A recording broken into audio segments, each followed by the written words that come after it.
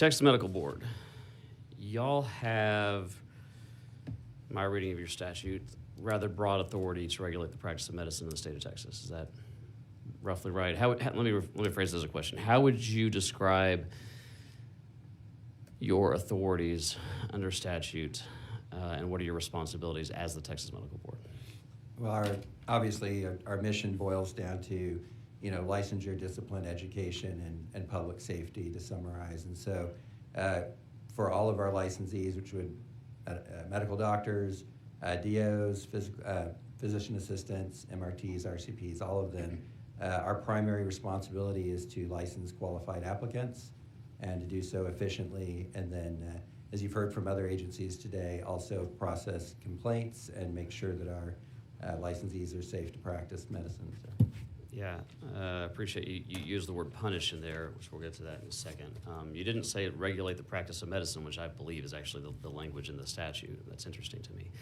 That is what we asked you to do, and that authority is quite broad, is it not? Yes, sir. It's real broad. Sorry. Yeah, it is. It's too broad.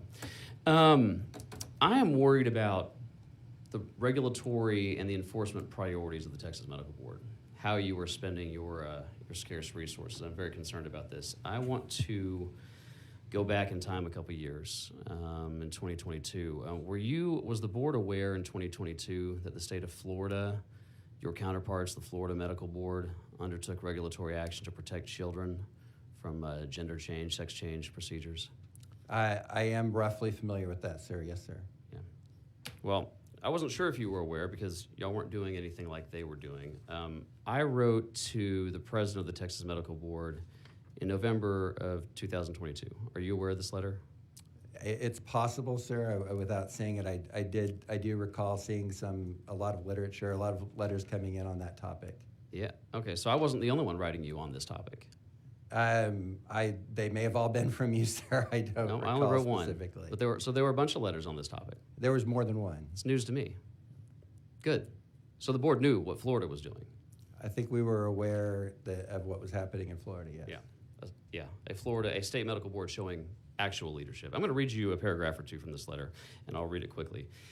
Children across Texas are being irreversibly harmed and abused in the name of, quote, gender-affirming surgery and therapy.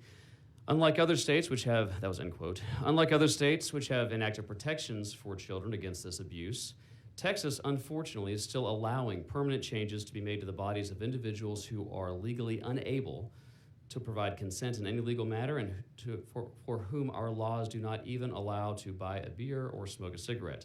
Your counterparts on Florida's Medical Board recently passed rules to prohibit physicians from performing therapies and procedures for the elective treatment of gender dysphoria in minors. You have it within your power to protect Texas children now. Therefore, with all sincerity and urgency, I ask you to immediately do exactly what your counterparts in Florida did. Two questions. Am I correct or am I incorrect that you would have had the authority to do what your counterparts in Florida did? I don't recall specifically the authority that the Florida Medical Board has, and I would have to get back to you. Would like to have General Counsel respond to that. In part I would have loved to have had your General Counsel respond to me 3 years ago. Well, Why did your General Counsel not respond to me? Sir, as far as I know, we respond to all legislative inquiries, so I can't answer whether or not this one was responded to or not. My office is unaware of any response from anybody at TMB regarding this letter. I apologize for that. It is our policy to respond to all legislative inquiries. Well, it should be your policy. Of course. Okay. And I sent you guys copies of the Florida rulemaking language so that you would have had it for your reference. I mean, Texas should have led in the protection of children years ago. And I'm very surprised that y'all did not take such action. And in fact, it wasn't long after this that the Office of the Attorney General in the state of Texas made an adjudication that these procedures did in fact constitute child abuse in the state of Texas. So you didn't respond to my letter, at least to the best of my knowledge. What actions did the Texas Medical Board take to protect children subsequent to that letter and subsequent to the Attorney General's finding that those procedures did in fact constitute child abuse? I can tell you that any complaint involving that treatment is, immediately reviewed. I can tell you that we just haven't gotten. I'm not asking how you would respond to a complaint regarding, as you called it, that treatment, and we can talk about that. But what action did you take to protect children from those procedures? And I'll put the word proactive. What proactive action did the medical board take to protect children from those procedures? If the question is, did we engage in rulemaking, we did not. I believe this body was passing legislation out of every session, and we, of course, do make sure that all of our licensees are following the laws of the state of Texas. Yeah, but the state of Texas many years ago granted you broad authority, as your testimony is consistent with that finding or that fact, to regulate the practice of medicine in this state. And that includes determining that certain procedures should be prohibited practices in the state. Is that not correct? I'm being as honest as I can be with you, Representative Harrison. I can't think of a situation in which we have engaged in rulemaking to regulate a specific area of medicine. Okay, well, we do in pain management, but that is coming from statutory authority. Can you think of any area where you regulate the practice of medicine? No, sir. Organically is what I'm saying. Is we engage in rulemaking that it's says literally what you're chartered to do. Yes, but we issue licenses and we enforce complaints. Okay. We are complaint driven. Got it. Well, hang on. Okay, so we know, by the way, thanks to some brave whistleblowers, that the Biden administration decided to, for political purposes, prosecute, that there were, in fact, continued gender modification procedures on minors almost certainly happening at Texas Children's Hospitals. At Texas Children's Hospital, down to children as young as 11 years of age. What, if any, action did Texas Medical Board do as a result of those revelations? As far as I know, we have not received any information about any child that was being treated. I've read the same articles that you have, yeah. But I have not received any information. If we did, we would be looking into it, sir. Got it. So that's a very nice and professional and diplomatic way of saying you didn't do anything. Let's talk about your not regulating the practice of medicine, which you're telling me you don't do. Was there ever any action you took regarding a doctor's license, I think maybe 2 years ago, regarding his masking policies? We had, of the complaints we got regarding masks, we had one that did result in I believe it was a non-disciplinary action. Non-disciplinary remedial plan. Was his license suspended? Not related to the masking, sir, no. Okay. You took an action against the doctor for his masking practices or procedures and policies. It was a non-disciplinary remedial plan related to the emergency orders related to masking. But hang on, though. You took an action. And I'm sure from that doctor's perspective, it was an adverse action. I would agree with that. Yeah, you bet. Okay. Yeah. So you took an adverse action against the doctor for having non-politically correct masking policies. But what you're telling me is that for years, you took no action to protect children from these incredibly dangerous sex change procedures. Again, it is, our process is we are complaint driven. We get a complaint about a specific action on a date and time and licensee, yeah. And then we go through our. You also have discretion. You have prosecutorial discretion, just like other enforcement agencies. Correct? To a point, but I don't know that I would characterize it that way. We don't control the complaints. Do you prosecute every complaint you get? Well, we respond to every complaint that we get. But they don't involve adverse actions against a physician. Not always. And you took adverse actions against a physician, according to your own testimony, for his non-politically correct masking policies. I respectfully, I wouldn't characterize it that way, but sure yes, you wouldn't. sir. Okay. But you did take an action against this doctor, which you readily conceded he would have viewed as an adverse action. I would like to know what data the TNB has to demonstrate any harm that was caused to any patient resulting from this doctor's masking policy. That is not data that we collect, sir. Are you aware of any patient that was harmed from his masking policy? No. Do you think it exists? From the masking policy in that specific office? No, I'm not aware. Do you have any reason to believe that any patient was harmed, or any human I have in no the state of Texas was harmed by a doctor's non-compliance with politically correct masking policies. I have no idea whether anybody was harmed or not by that. And you have no reason to believe that anybody was harmed, do you? I have no reason to believe it or not believe it. I don't either. How much money did TMB spend in dealing with that doctor on his masking policy?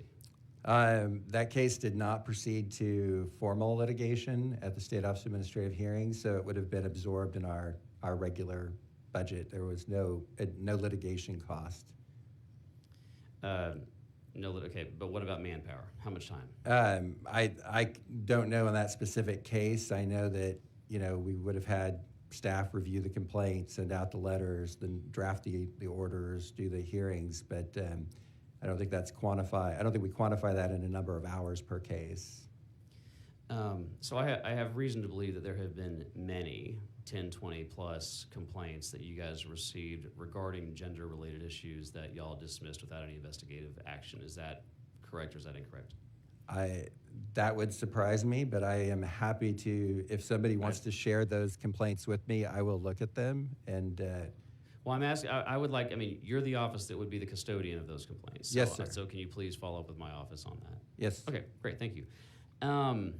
And I just to come back, and I know, and we don't need to get into all the various actions, but issues related to litigation regarding doctors writing scripts off-label is ongoing, and in some cases been going on for many years. You absolutely took adverse actions against doctors for non-politically correct masking policies, yet you didn't lift a finger to protect children against the dangers and harms of child sex change procedures. And it's not just I'm not the only one who shares this view. I'm going to read you a statement that was put out by the former general counsel of the United States Food and Drug Administration. Quote, "The Texas Medical Board, like other medical boards across the United States, is using its limited resources to investigate," and he mentions the name of a doctor, "for prescribing ivermectin off-label during the pandemic. The drug Lupron is being used off-label in gender clinics, but many boards seem uninterested." What actions have you taken whatsoever regarding the off-label prescription writing of Lupron for gender dysphoria? Again, what I can tell you is that we are complaint-driven, and if we have a complaint about a medication being used for a purpose that's not therapeutic or doesn't meet the standard of care... Well, the Attorney General of the state of Texas told you that it was child abuse. Sir, is that not a big enough complaint to warrant action? We normally, when we get a complaint, like I said, we normally have a patient name, patient date of birth, a licensee involved, and a date of service, and that's kind of where we go. We don't... We need a starting point, sir. We need a starting point of... Well, I think the Attorney General telling you that certain medical procedures constitute child abuse in the state of Texas would warrant some type of a response. I mean, any response. Representative... From our regulatory agency in charge statutorily... Representative Harrison... ...the practice of medicine in the state of Texas. Representative Harrison... Yes, Chair. You can ask all the questions you want, but we want to respect decorum. We don't want you badgering the witnesses, not telling you what to say or not say. Just be respectful of the witnesses that are here. And thank you, Chair, and I want the same thing. I believe my We're giving you every opportunity to ask your questions. Yeah. Just be respectful of these public servants that are trying to answer your questions. Not going to police what you're saying or your questions. Just let's follow some decorum, a little more respect to the witnesses so that they can respond in kind and get all the information you want. So you can have it. Thank you, Chairman. I believe my questions have been respectful and have been delivered with the appropriate decorum required given the subject matter and the fact that I am more concerned. Representative, you're raising your voice at these two gentlemen. Just be respectful of the process. We're talking about a regulatory agency that enabled child abuse in the state of Texas. Respectfully, Mr. Chairman. Thank you. All right. Let's switch topics. You recently had a doctor employed as the medical director of the Texas Medical Board who it came into the public, was not just working as the medical director of the Texas Medical Board, which you guys are charged with regulating the practice of medicine and doctors in the state of Texas, This official, to my shock and to the shock of many, was also a Planned Parenthood official. And apparently had been acting as the medical director, regulating doctors while serving Planned Parenthood and being paid by Planned Parenthood for over a decade. How in the world did this happen? Well, and I think we have responded to several inquiries about that, including that, at the time that individual was hired, we had a very simple form. Do you have any outside employment? It was filled out, and the individuals that were in charge of the agency at the time approved it or didn't raise any objection. There was no reason for us at that time by our policy to review that again. So the first time it came up for us was probably the same time it came up with you. So nobody at the Texas Medical Board knew that he was working for Planned Parenthood? That we had hired a Planned Parenthood official? Sir, I did not know. I'm not asking you if you knew. And I don't believe our executive director or general counsel or any of our leadership knew either. For 12 years? Because like I said, it was... Because, that's contradictory to other statements that I've seen y'all put out, that like these employment requests were approved and he had all the authorizations for outside employment. So how can he have been approved? Yes, sir, they were for approved, outside employment, but nobody at TMB knew he was working for an outside firm, also known as Planned Parenthood. So they were approved at the time he was hired, which was 11 or 12 years ago, and that the staff that were involved in hiring him have moved on. So for how many years are you testifying to this committee that the medical director of Texas Medical Board worked for Planned Parenthood, but nobody had any idea?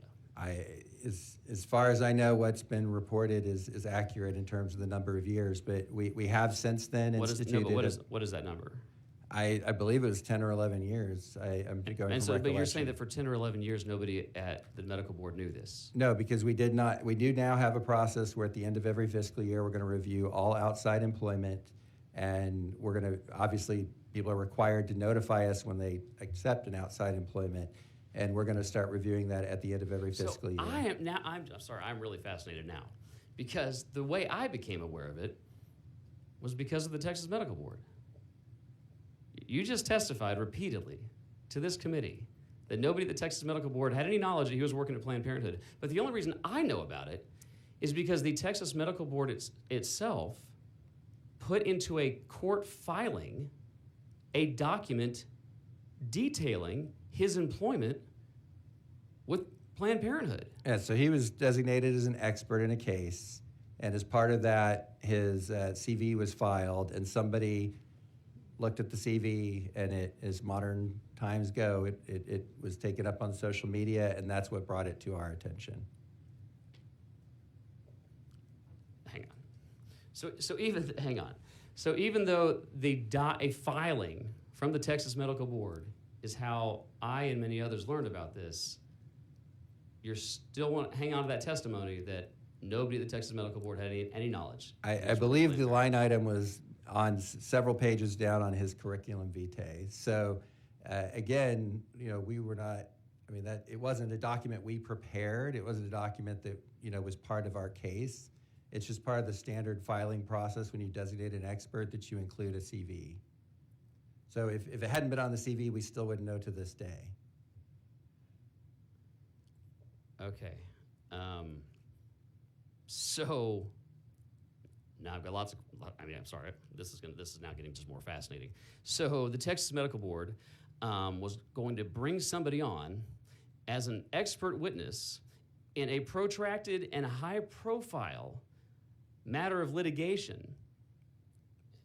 And you'd never read his resume? Well, like I said, sir, I did not, and I don't know that anybody else. You testified nobody must have because they didn't know he worked for Planned Parenthood.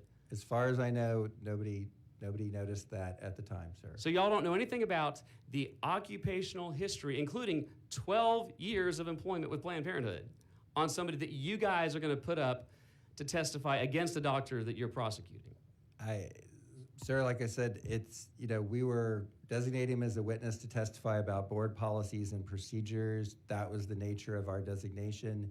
The attaching the CV becomes almost pro forma. It wasn't like we went out and hired this expert and to prepare a report. Pro forma. So how often do you guys bring up expert or technical witnesses in litigation that you have no knowledge of their professional backgrounds? I do you do this a lot? I may testify as an expert, and in a case on our policies and procedures as well. And again, it's Does a little anybody bit at Planned different. Parenthood know your resume? Sorry? Does anybody at Planned Parenthood have awareness of your occupational background? No. They don't? Does anybody at I'm sorry, at the medical board. Does anybody at the medical board have awareness of your occupational background? The only job I have is with the Texas Medical Board. Well, so that it wasn't the takes up case enough with of your my medical time. director. How much money was our medical director, were my constituents, how much money were they paying him every year? I believe his salary was around $180,000. Oh. Was he also getting paid by Planned Parenthood? I do not know the details of his compensation. If you for had to Planned guess, was he being paid by Planned Parenthood? Parenthood. Based on your understanding. From what's been reported, I believe so. I Yeah. don't know that from personal knowledge. I believe so too. So my constituents, hardworking and overtaxed Texans, were being forced to pay a Planned Parenthood official a salary greater than the salary of the governor of the state of Texas by your organization. Is that a fact? I don't want to quibble. We are funded by licensure fees. I know that those fees would otherwise go to taxpayers. I'm not disagreeing with You've this got a rather representative, significant legislative appropriations request in front of this committee right now. Trust me, my constituents are paying your budget. Yes, sir. Yeah. And I hope that we are spending that money wisely and effectively for your constituents. If I felt that way, I don't think we'd be having this conversation right now, with all due respect. Okay. You would have had it within your authority to terminate this Planned Parenthood official at any time during that 12 years, right? I assume so. Okay. Why did it take me and a small number of others publicly shaming you to fire a Planned Parenthood official that y'all had put in charge of regulating doctors in the state of Texas? He did retire, and I believe it was within 7 or 8 or 9 days of me going online and talking about it. which all happened around the same time. Around the same time that, to be clear, the medical board itself, your state agency, provided documents in a court filing that detailed his employment with Planned Parenthood. I think that's accurate. I do too. Thank you. So, beyond the obvious absurdity of Texas being a pro-life state and that being codified in our statutes multiple, and having somebody who works for the largest abortion provider in America serving as medical director of the state agency that's charged with regulating the practice of medicine in our state, set that aside, the conflict of interest here is breathtaking. Because Planned Parenthood is a regulated entity in the state of Texas. And because he was employed with them for many years, we're talking about pre-Dobbs. When Planned Parenthood was in fact providing abortions in the state of Texas, but if you even set the abortion issue to the side, they were a regulated entity of the Texas Medical Board, were they not? The physicians that are associated and any other licensees would be. We don't regulate the facilities, so they. Well, no, but you do regulate the entity, and the way they conduct their so-called business in the state of Texas is regulated by y'all. No, HHSC would have regulated the abortion clinics. Let's stay on. Fine. Let's stay scoped to licensure issues. You regulate the physicians who are employed by Planned Parenthood in the state of Texas. Yes. So you had an employee of a regulated entity being paid simultaneously by the regulated entity and by the state of Texas to regulate Texas physicians. Is that accurate? I think that's an accurate. I think that's an accurate statement. I would like to reassure you it would not have had any impact in how we would have conducted any investigations or taken any actions. Okay. Well, how can you possibly attest to that? How could you know? You said you didn't know he worked for Planned Parenthood. Well, sir, I appreciate hard questions too. You said earlier you ask hard questions, and I'm not afraid of hard questions, and I'm trying to answer all of your questions. I'm asking the honestly. questions that I think millions of Texans would want to be asked of people who they pay. And we should answer all Texans' questions. Yeah. I agree. So what I can say is that the complaints that come in are treated, and law of the state of Texas and our board rules are applied to those complaints, and they are adjudicated fairly. But there's And reasons we have. But there's reasons we have laws in many areas of our state against to ward against problems that might arise from either an actual conflict of interest and behavior change, or even the optics of a conflict of interest. Is that correct? Yes, and I would say that we are very cognizant of that and very aware of it, and we've investigated politically sensitive, difficult cases, and we keep a laser focus on, did it violate the rules? Did it violate the laws of the state of Texas? Do you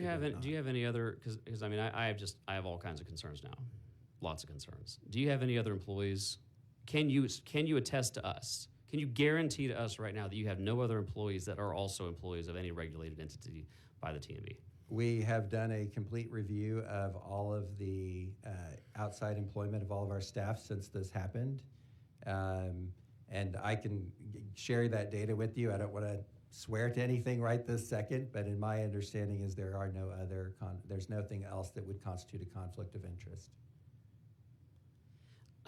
I would like you to follow up with my office on that. I would like an attestation from the leadership of TMB that there's nobody that you employ who also works for a regulated entity, in light of the fact that for 12 years you had a Planned Parenthood official as your medical director. Okay. Can y'all do that? Yes, sir. Okay. Quick question, because we're going to switch now to a few other topics.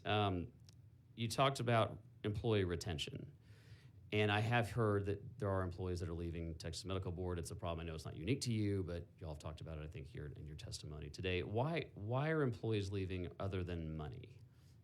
I want to be factual. I mean, Yeah. I could give you my opinions, but factually speaking, most of the employees that are leaving for either higher pay, or they're going to another state agency, or they're going to the private sector, and that's the reason they're giving. How do you know that? Do y'all, like, for example, do you do exit interviews with all of your employees? We do, sir. Okay, and that's what they're telling you? The majority of them are saying it's for higher pay. A lot of news coming out of Washington, D.C. with the new Trump administration regarding government employees and telework policies. What is the current status of telework policies at the medical board? We do permit telework. I think we have a very good program, sir. We have employees who are in the office every single day, that their job duties and their performance requires them to be in the office every day. We have always had staff that are in the field. Our investigators and compliance officers have always been in the field, so they have always worked from home-based offices. Roughly what percentage of your employees are practicing telework? We have, and I might, Estrada has that data in our form, but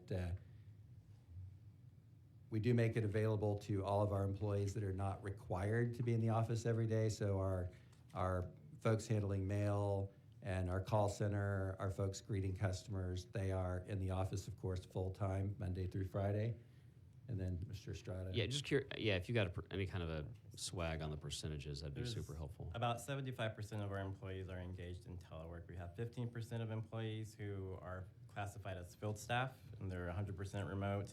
And then we have about 40 employees who are 100% remote, and then everybody else is some type of hybrid mix in the office and remote. The majority of them being in the office 3 days.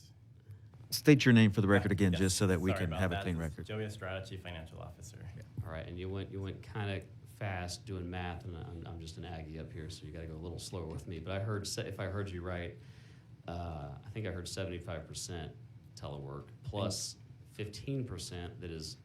Yeah, that's So let me backtrack on that. So 75% of our workforce engages in some type of telework with our agency. Of the 75%, Of the 75. 15% are 100% field work, the investigators and compliance officers.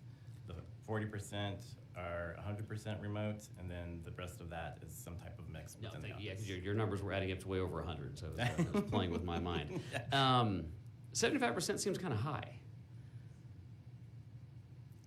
It's the standard policy that we've mirrored with other state agencies, and that's just kind of what's worked with our agency and so our a lot employees. I don't know, you can't retention. testify on behalf of other state agencies, but you're telling me that lots of state agencies in Texas have Yes. 75% telework Well, policies? I wouldn't know the numbers of that, but based on the remote telework survey that came out recently with the Legislative Budget Board, the impression was that several agencies are engaged in some type of telework policy.